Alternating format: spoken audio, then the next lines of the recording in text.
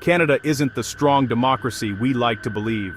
Behind the peaceful elections and parliamentary rituals lies a system where power is concentrated in the hands of one person, the Prime Minister. Since Confederation, Canada has avoided coups and revolutions. Governments have changed hands through orderly elections, a record many countries envy. On the surface, it looks like a stable democracy. But look closer, and the cracks show. The 1982 Constitution enshrined a Charter of Rights and Freedoms promising equality for all, and then immediately allowed governments to override those rights with the notwithstanding clause, which lets legislatures pass laws even if they conflict with the Charter.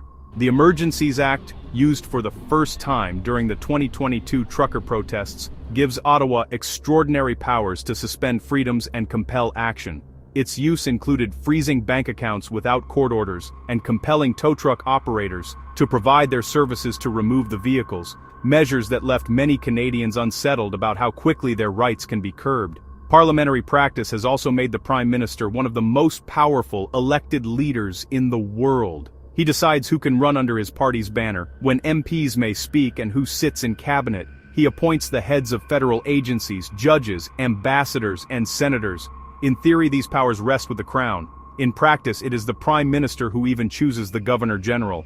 Unlike Britain, where leaders must contend with internal party democracy, Canadian Prime Ministers enforce tight discipline, leaving backbench MPs with little influence. This isn't just theory. Pierre Trudeau's iron grip on his caucus, Stephen Harper's strict message control, and Justin Trudeau's demands for near-total loyalty all show how party discipline can stifle independent voices in Parliament. When opposition parties pose a threat, a Prime Minister can simply prorogue Parliament, temporarily shutting it down without dissolving it, and avoid debate. Jean Chrétien, Harper and Trudeau all used this tactic when pressure mounted. After an election, the first sitting can be delayed for nearly a year. Even when Parliament does sit, question period, once meant to hold governments accountable, has become little more than a trading of insults. Canadians who tune in often come away with the impression of theater, not oversight. Parliament's supremacy has been further eroded by Section 52(1) of the Constitution, which gives the Supreme Court power to strike down laws passed by elected representatives and create new rights and obligations in their place. Courts have struck down laws on abortion, safe injection sites, and mandatory minimum sentences, reshaping policy without a vote in the House of Commons.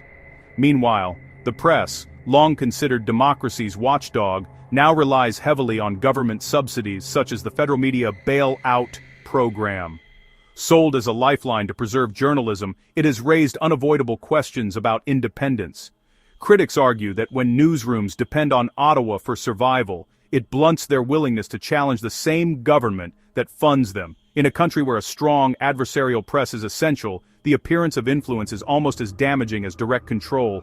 All of this has reduced Canadian democracy to little more than a ritual trip to the ballot box every 4 or 5 years. With power so centralized, many voters understandably wonder whether their participation matters. No surprise, then, that a third of Canadians don't bother to vote, with even lower turnout in provincial and municipal elections.